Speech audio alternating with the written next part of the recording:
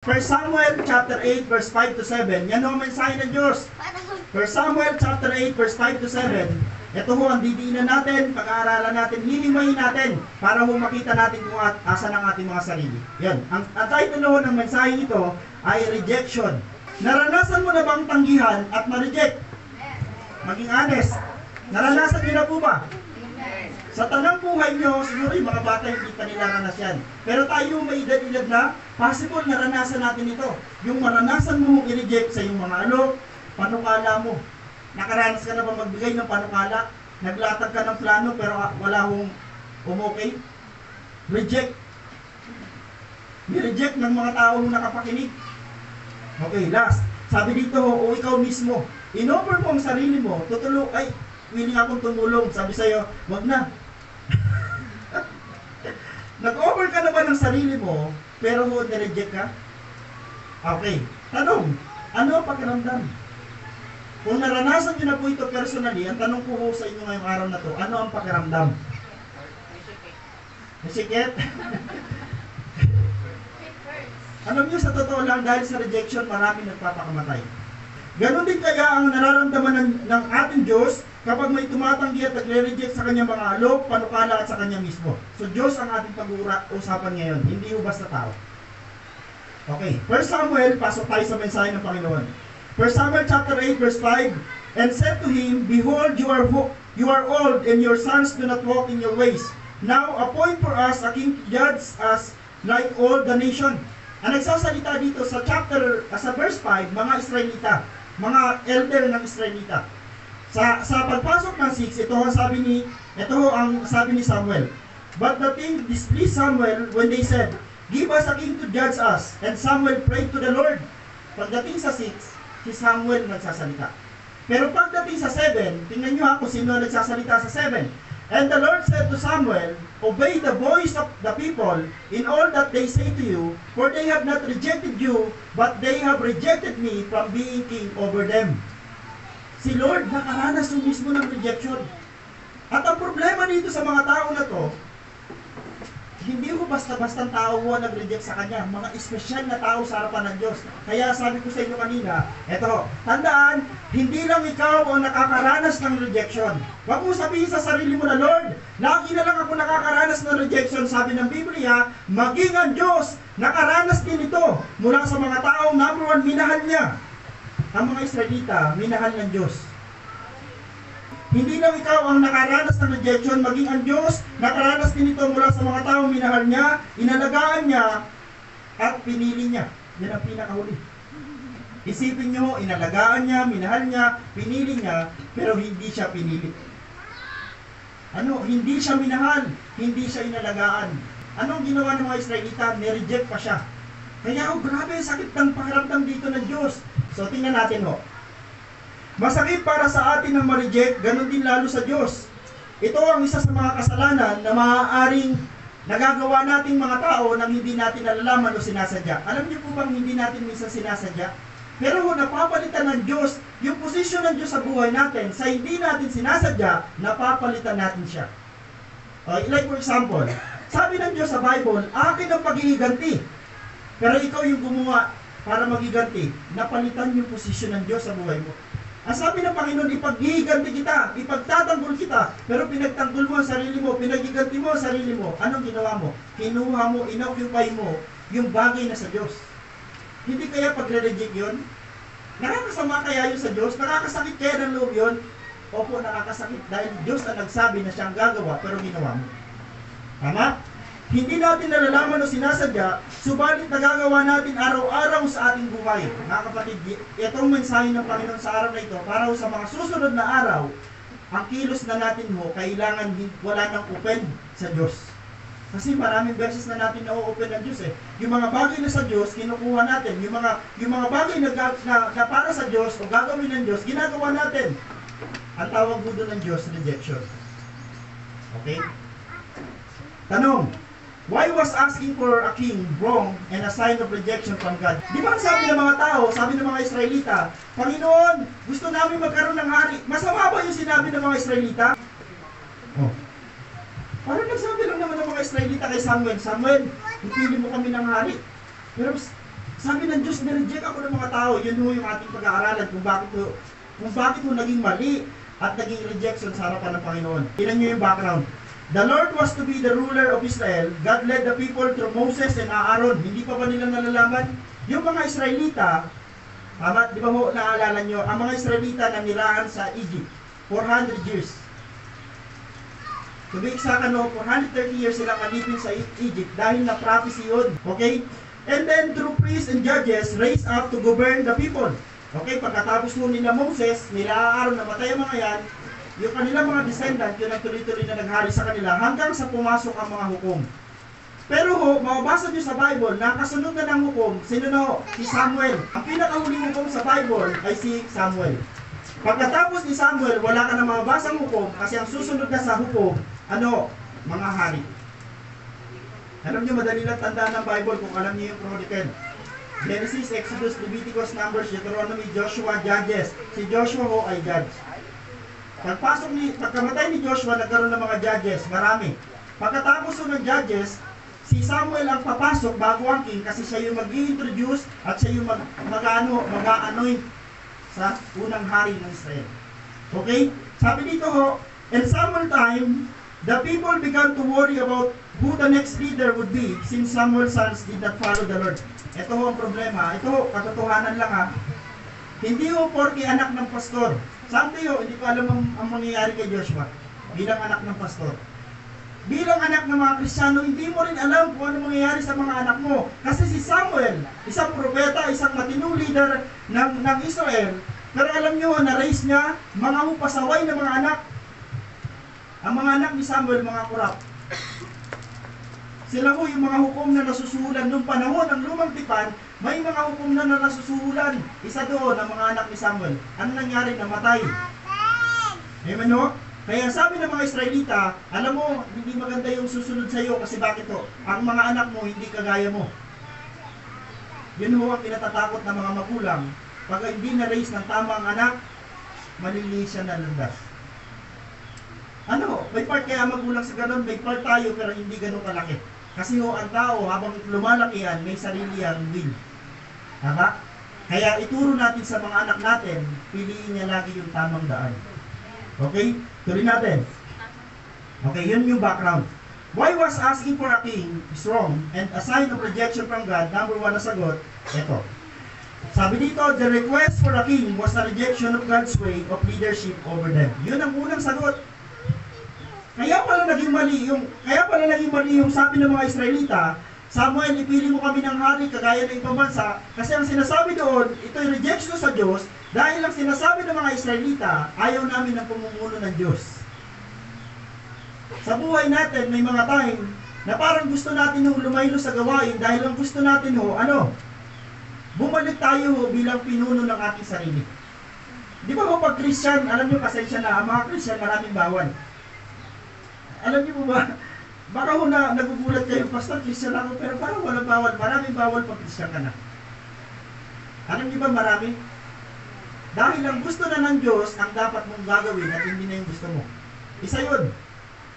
Okay? Sabi dito, kaya pala ho naging mali at naging rejection sa Diyos ang pagpili nila ng hari dahil talagang totally gusto nilang palitan ng Diyos sa posisyon niya bilang kanilang mga leader. Babasahin natin. Unang Samuel chapter 8 verse 7, sinabi naman sa kanya ni Yahweh, sundin mong lahat ang sinasabi nila sapagkat hindi ikaw, kundi ako ang itinatakwil bilang hari nila. Alam niyo ang pagramdam ni Samuel habang nagsasabi ang mga tao, Samuel, ipili mo kami ng hari. Si Samuel biglang nabagabag. Una, siya kasi ang kausap. Ang leader nila at that time ay si Samuel. Bilang tao nasasaktan si Samuel. Pero ngayon hindi na niya nakita ang kanyang sarili, tinignan niya yung kanyang sarili. Representative ng Diyos at sabi niya kung nasasaktan siya, naniniwala si Samuel, mas napasakit ito sa Diyos. Pero sabi ng Diyos, hindi ikaw, kundi ako ang itinatakbo nila bilang hari nila. Yan ang sabi ng Diyos. Kasi nakita ng Diyos si Samuel, parang bigla mong, ikaw ba naman, papalitan ka, buhay ka pa, pinapalitan ka na. Sino dito ang ganon? Leader ka, tas gusto ka na agad palitan. Buhay ka pa. Nagpa-function ka pa. Pero gusto ka ng palitan. Alam nyo, nakakasama ng loob, tama? Ganun na ganun sa Bible. Ganun na nangyari. Ang ginagawa nila sa iyo ngayon ay ginagawa na nila sa akin mula pag nang ilabas ko sila sa Egypto. Sabi ng Panginoon, Samuel, i-relax mo na ang sarili mo. Sabi ng Diyos, sanay na ako. Ginagawa na yan ng mga Israelita noon pa sa akin. May mga kapagsinungaling kaya sa Diyos? Hindi ho. Kasi lagi kong binabanggit sa inyo, maaari nating ilihim ang ating mga sarili at ang ating puso sa iba, pero ang Diyos hindi mo malilihiman. Sabi nga ng Diyos sa aklat ng Isaiah, ang mga Israelita, ang lapit ng labi sa akin, pero ang puso, napakalayo. Alam niyo ba maraming mga Kristiyano, ang lapit ng puso nila sa Diyos. Ang sabi pa nga, Panginoon, I love you. Mahal daw si Lord, pero hindi mo makita sa gawain. Mahal daw si Lord, pero wala. Hindi mo ganun ang pag-ibig sa Diyos. Ang pag-ibig sa Diyos, hindi galing dito. Galing dito. Amen? Yun ang malinaw. Noon pa ay tumalikod na sila sa akin at naglingkod sa mga Diyos-Diyosan. Isipin nyo na wala lang ng saglit si Moses, pumunta siya sa bundok. Isipin nyo, pagbalik ni Moses, sabi ng Panginoon, bumaba ka na. Iba na ang Diyos ng mga Israelita. Ano na ang Diyos nila? Guya. Sabi ng, galit na galit ang Diyos at the time. Sabi ng Diyos kay Moses, bumaba ka na. Kasi yung mga tao na iniwan mo, ayun, gumawa na ng Diyos-Diyosan. Ang mga tao sa panahon natin ngayon, mas gusto kasi natin, alam niyo po ang mga tao, bilang Pilipino, tayo kasi ho, train tayo ho, na mayroon tayong nakikitang image ng Diyos. Nahilig tayo daw mo ay mga anito ang ating sinasamba. Noong panahon daw po ang mga Pilipino, o nakakita tayo ho na matutulis na mga bagay, ba nakita natin yung isang bato na curve na parang kakaiba, sinasamba na ho yan ng panahon. Hanggang na-develop, naging mga rigulto. Pero alam niyo, sabi ng Panginoon, ang Diyos ay hindi gawa ng tao. Hindi gawa ng kamay ng tao dahil ang Diyos ang gumawa sa tao. Hindi pwedeng gawin ng tao ang Diyos. Kaya hindi Diyos yung ginawa ng tao. Amen po ba? Hindi ho Diyos yun. Kung ginawa ng tao yung Diyos-Diyosan, it means hindi siya Diyos. Okay? Noon pa ay tumalikod sila sa akin at naglingkod sa mga Diyos-Diyosan. Sabi nila dito. Ito ang nangyari dito, sabi dito, una, nalimutan ng mga Israelita na ang Diyos ang kanilang hari. Kaya kasalanan ang ginawa nila. Isipin mo, sabi nila, ayaw na namin, ipili mo kami ng hari. Dahil bakit po? Sabi ng mga Israelita, ayaw namin ng pamumuno ng Diyos. Gusto namin ang pamumuno ng isang tao na kagaya namin kasi nararamdaman kami. Yun ang kanila hong hinaing kay Samuel. Nalimutan nila na ang Diyos ang kanilang hari, nalimutan nila na ang Diyos ang kanilang pinuno. Kaya sila nag-request ng ang totoo, sa other side po nito, talagang sinadya ng mga Israelita. Kasi sabi ng Panginoon kanina, talagang matagal niya nang kilala mga Israelita, ayaw talaga sa kanya. Yan ang masakit do. Sabi ng Diyos, pinipili kita, minamahal kita, iniingatan kita, pero ang sabi sa iyo, ang sabi ng mga tao na to sa Diyos, ayaw namin sa iyo. Grabe yun, sama sa pakiramdam. Ang Israel ho, hindi sila na-declared ho na bayan ng Diyos kung hindi sila pinili ng Diyos. Alam niyo po bang grabe ang favor ng Israel? Hanggang ngayon ho, nararanasan nila ang favor, hindi dahil ho pinagpala sila, dahil malalakas sila, dahil sila ho'y mayaman, hindi ho pinagpala sila, dahil declared sila ng Diyos bilang Kanya. Grabe. Declared ang Israel ng Diyos na sa Kanya. Okay?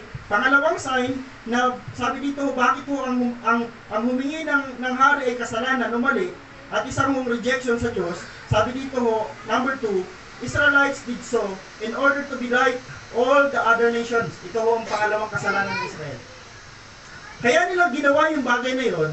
Kaya nila sinabing palitan o kumuha sila ng hari mula sa pagkakaroon ng mga pinuno sa pamagitan ng Diyos. Pagkatalaga ng Diyos, sabi nila, ipili mo kami ng hari para maging katulad kami ng iba. Yan ang gusto natin minsan eh. Alam nyo, ang mga Kristiyano, kakaiba tayo sa lahat. Huwag kayong mag-alala kung sinasabihan kayo. Alam nyo kayo mga Kristiyano, mga iba kayo. Alam nyo sa totoo lang, iba talaga pag-Kristyan. Sino ba dito mo tayo kasi pag Christian, ganito ang nangyayari sa atin. Pag may problema, marunong pa rin tayong tumawa. Kahit may problema, nakukuha pa rin natin ngumiti, nakukuha pa rin natin magpalakas ng iba. Ikaw na nga ho may problema, ikaw na nga ho yung punong-puno ho ng kabigatan, pero may lalapit sa iyo ho, na tao mabigat, may kabigatang dala-dala, pero kaya mo pa rin magbigay ng kalakasan. Christian. Yan ang mga tatang-Kristiyano. Amen, no? Na kahit napakahirap ng pagsubok, ikaw yung Christian, tuloy-tuloy ka pa rin. tinatapos mo pa rin. Kaya nga iba tayo. Okay? Pero ang mga Israelita, sabi ng Diyos, iba kayo. Pero ang mga Israelita, ayaw nila maging iba. Sabi nila, gusto namin maging kagaya nila. Yan ang yung sabi. 1 Samuel chapter 8 verse 5, kanilang sinabi, matanda na po kayo, ang mga anak naman ninyo hindi sumunod sa inyong mga yapak, kaya ipili ninyo kami ng isang haring mamumuno sa amin tulad ng ibang bansa. Talagang ayaw na ng Israel na sila ho ay parang iba. Nakita ng mga Israelita, nainggit sila na lahat na lang ng bansa, Egypto may hari, Babylonia may hari, pero sila, sabi nila, iba ho ang pakiramdam. Nung nakita nila yung hari na lalapitan ng mga tao, nakakausap ng mga tao, pero hindi nila alam ang bigat ng inihiling nila. Pag binasa niyo yung 1 Samuel chapter 8, sabi ng Panginoon, sige, payagan mo yung mga tao na pumili ng hari nila, pero ho, sabi ng Panginoon, darating ang panahon, iiyak nila yung hari nila, dahil yung hari na mapipili nila, ay napakatindi ho. Ibig sabihin ho, may kamay na bakal. Noong panahon ho, pag isa tayong mga Israelita, may hari at nagsabi ang hari, lahat ng mga 20 years old, na mga binata, pataas, maglilingkod sa hari, magiging mga sundalo, wala kang magagawa, wala rin magagawa ang mga magulang. Okay ho, doon nagsimula yon, sabi ng Panginoon. Okay, kaya ipili kami ng isang hari mamumuno sa amin tulad ng ibang bansa. Okay, ito ho, pangalawa na kalimutan ng mga Israelita. God have created Israel as a unique people. Sabi ko sa inyo, pag pumili ang Diyos, nung nililikha ng Diyos si Jacob, sinabi na ng Panginoon kay Jacob, iba ka sa lahat. Kasi si Jacob mo ang descendant ng mga Israelita. Declared ho sila dyan. Sabi ng Panginoon, God created Israel as a unique people. Talagang iba sila sa lahat. Isipin nyo sa Goshen, isipin nyo sa Egypto, umuulan ng yelo. Sa Goshen, walang patak. Sa Egypto, mayroon ng 9 na salot, sa Goshen, wala ni isa. Ibang-iba ho ang nararanasan ng mga Egyptyo kaysa mga Israelita. Bakit po? Unique sila. May something na nilagay ang Diyos sa mga Israelita na wala sa lahat ng bansa. Kasi bakit po? Nilikha ng Diyos ang mga Israelita para sa Kanya. Pero ang mga Israelita ayaw sa Diyos. Tayo mga Christian sa totoo lang ho, i-attempt ng kaaway na kunin tayo sa poder ng Diyos. Huwag kang papayag na ikaw na nasa Diyos na ikaw na pinili na ng Diyos, makuha ka pa ng kaaway. May tendency pa kaya gawin yun? May tendency pa kaya mangyari yun na ikaw na pinili ng Diyos, makuha pa ng kaaway? Balikan natin yung word na free will. Nasa iyo pa rin yan kung pipiliin mo yung ganong aspeto. Balikan ko lang, God had created Israel as a unique people. He was their leader. Sabi ng Panginoon, ako yung pumili sa inyo, ako yung leader nyo. Pero tinatanggihan ng Diyos. When the Israelites wanted a king like other nations had, they were rejecting their unique set-apart position as God's people. Nung tinanggap nila, tumili sila ng hari, talagang willing ang mga Israelita na totally hindi na maging pinili ng Diyos at hindi na maging unique, kundi maging pareho na lang ng iba. Isipin nyo, ano ang ninineglect dito ng mga Israelita? Yung pagpili ng Diyos. Yung pagiging, sabi ng Panginoon, ikaw yung akin. Special ka sa mata ko. Pero ayaw ng mga Israelita. Hindi, Lord. Okay na kami maging kapareho ng mga nasa labas. Grabe yung ugali ng mga Israelita. The nation whose God has to be the Lord alone was envious of the nation who followed false God. Nainggit ang mga Israelita sa mga bansa na mayroong hari. Ang gusto nila, mayroon ding hari silang tagapanguna, mayroon silang hari na niluluhuran, mayroon silang hari na pinagmamalaki. Pagka mayroong gera, gusto nila hari at nauuna sa gera, yun ang gusto nila. Kasi pakiramdam, hindi sila sinasamahan ng Diyos. Sa buhay mo natin, huwag sana mong umiral yung pakiramdam na pag may battle ka, ikaw lang mag-isa. Tandaan mo, kasama mo lagi si Lord sa battle. Bakit po? Siya yung hari mo. Siya yung hari. Alam niyo, panood kayo ng mga pelikula. Bihira ho sa pelikula, bihira sa literal na buhay na hindi sumasama ang hari sa giyera. Laging siya ho ang nangunguna. Kasi bakit po? Iba ho pag andun ng hari. May something na kakaibang nakukuha na tapang, pwersa yung mga kawal kasi nandun yung hari. Tama? Sa buhay natin, huwag mong iisipin wala ang Diyos sa battle mo. Kasama mo si Lord. Okay? Sa panahon na parang matatalo na kami. Lord, parang matatalo na kami. Parang lang. Kasi kailan ba natalo ang sinamahan ng Diyos? Wala akong natalo na taong sinasamahan ng Diyos. Wala ho. Magpangalan ka ng isang taong sinamahan ng Diyos na natalo. Wala ho. Okay, tandaan, hindi mainam ang ma-reject. Subalit, okay ho, meron yung counterfeit. Hindi ho lahat ng rejection ay masama. Sabi dito, hindi lahat ng rejection ay negative, lalo na kapag ito'y mula sa Diyos. May time sa buhay natin na hindi tao ang nag-reject sa atin, pero Diyos. Ito daw ho yung maganda. May isang banda na ang rejection maganda. Okay, tingnan natin kung paano naging maganda ang rejection. Why? Sabi dito, God's rejection, sometimes, hindi lagi. Pag kinote nyo itong quotation na to, pag inalis nyo yung word na, inalis nyo yung sometimes, mamamali kayo dyan. Parang i-declare natin, God's rejection is God's redirection for us. Hindi ho, lagyan nyo lagi ng word na sometimes, dahil hindi lagi. God's rejection sometimes is God's redirection for us. Naniniwala po ba kayo doon? Na nireject ka ng Panginoon, may isa kang bagay na pinipilit sa Diyos. May isa kang bagay na, Lord, ito yung gusto ko, pero ayaw ng Diyos. Parang may naramdaman ka rejection, kapatid, sometimes, ginagamit yan ng Diyos para i-redirect ka. Naalala niyo si Jose?